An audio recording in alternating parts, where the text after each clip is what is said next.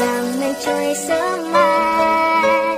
Việt Nam trong tôi rất đẹp, một dải chữ S uốn quanh, đồng xanh thăng cánh cò bay.